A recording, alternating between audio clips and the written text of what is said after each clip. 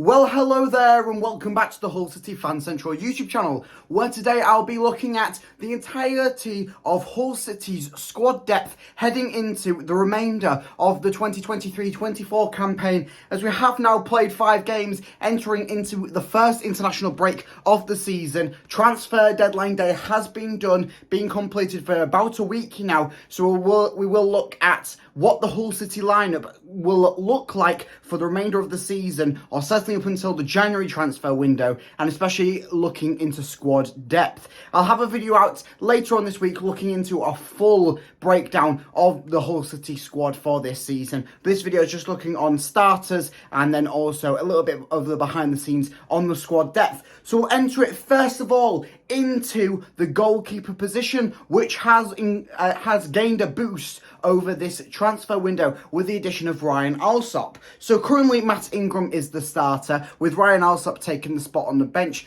There is also Timothy Lotutala, as we did see against Leicester, there being 2 goalkeepers on the bench. So whether Hull City are looking to keep Lotutala in and involved in the first team, or will send him down to develop more with the academy and the under-21s through that, we don't really know as of yet. Of course, he can still go out on loan, as loans can happen throughout the season for academy players. So we will see on that front, but at the moment it's looking like we do have 3, but mainly 2 goalkeepers in that position, and it's pretty much interchangeable between them. Into defence now, we'll start off at the left-back position, which also increased over the transfer window. With the departure of Brandon Fleming out on loan, we do have 2 left-backs who are 2 brand new left-backs to the club. One who has played a few games for the Tigers now, and one who hasn't played any games as of yet, being a deadline day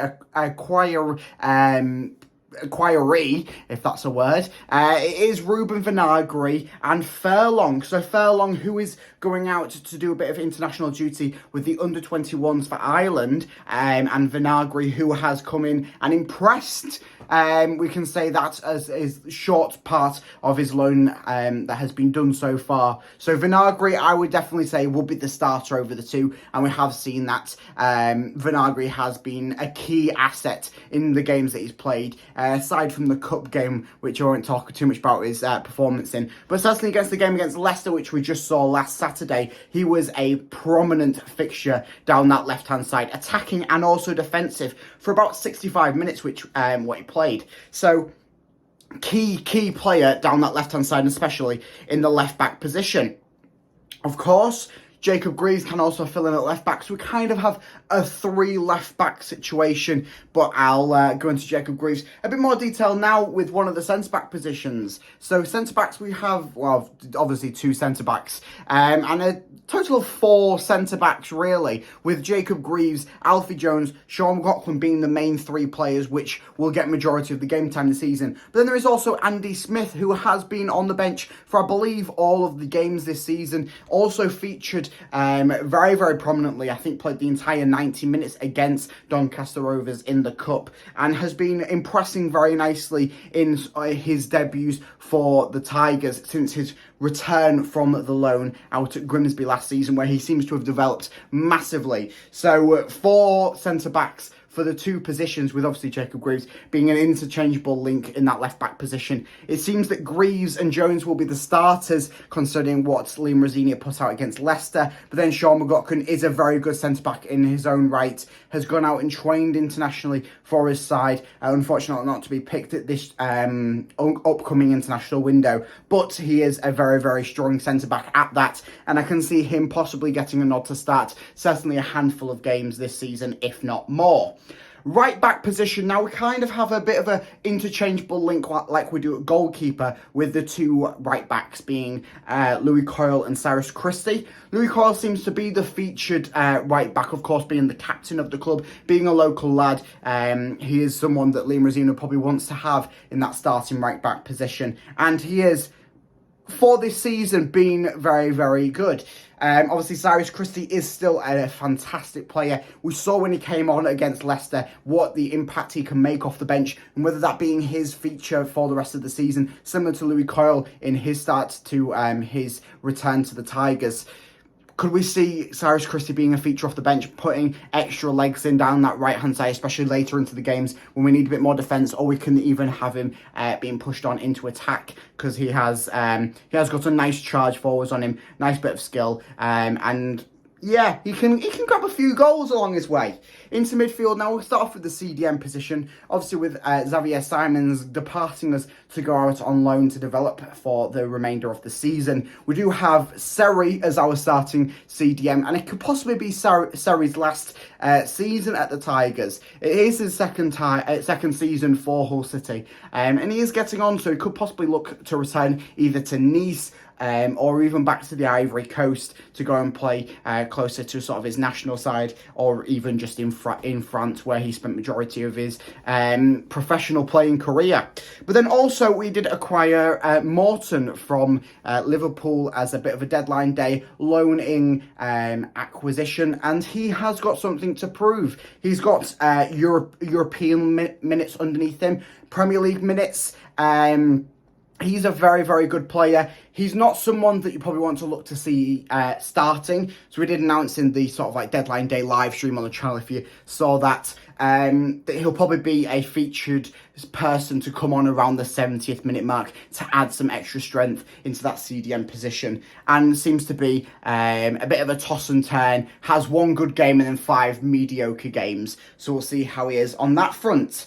Then a little bit further up, we do have the sort of the two cams, two centre mids. It's very weird with this Liam Rosenior format. We do have Tufan, Traore, Slater and Doherty. Obviously, Doherty is currently out injured. And out of the two, I'll probably pick Tufan and Slater to start. Obviously, Tufan is a fantastic player. He's currently the top goal scorer for City this season. And I think he might be just scratching on the door of the top in the Championship if he has been overtaken this past weekend. But then obviously you've got Traore, I think features best through the centre, but has been known to play out on the wide for us. And I think he adds that sort of capability later into the games. If he is on, he can switch from a central player to a wide player, and is there for that. So 4 very strong shouts for centre mid.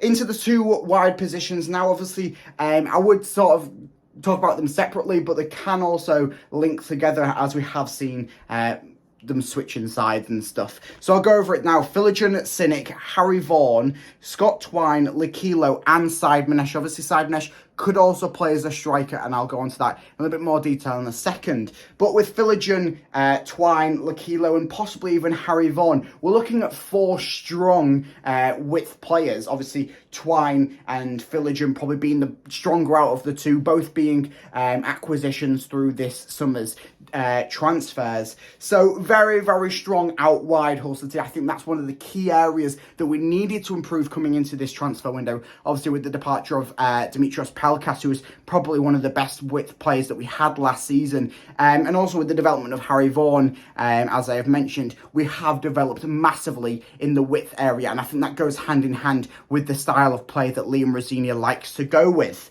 Then up top, we do have sort of a bit of a surplus amount of strikers, but then also not. We have Delap and Connolly, who seem to be sort of like the 2 strikers that can sort of go on for each other. And I mean, we did see them both play together, with Delap out wide and Connolly through the centre against Leicester, obviously with no Ozan Tufan in that game. But then also you do have Bora and Coville, both of which will look to probably be developing themselves through the academy this season, the under-21s. So it's probably not going to be too much senior game time for them. Obviously, Bora joining us from Fenerbahce on a season-long loan, looking to develop himself, being a very promising young Turkish and USA international, I believe. But I believe he'll probably go through his Turkish roots there. So very strong up top, obviously Said-Manesh being there. He's probably seeming to be the third link there, and this is probably why Said-Manesh was considered to leave this summer through Liam Rosenior's squad depth is sort of knocking Said-Manesh a bit back. Maybe having a bit more to prove this upcoming this upcoming season, really. I think that he needs a little bit more game time and possibly something to prove to try and get himself back into the starting lineup, because obviously he is quite a strong force down the wings, as we did see earlier on last season. He was sort of an ignition down, especially the right-hand wing, and I think that he has still got a bit of that fight left in him and possibly could prove something this season if he don't get sold in January or possibly this time next year. So that's it for this video. Make sure you like and subscribe, as we'll have plenty more Hull City news and content, and also a little bit more extra content coming out for this international break. So like and subscribe so you don't miss any of that.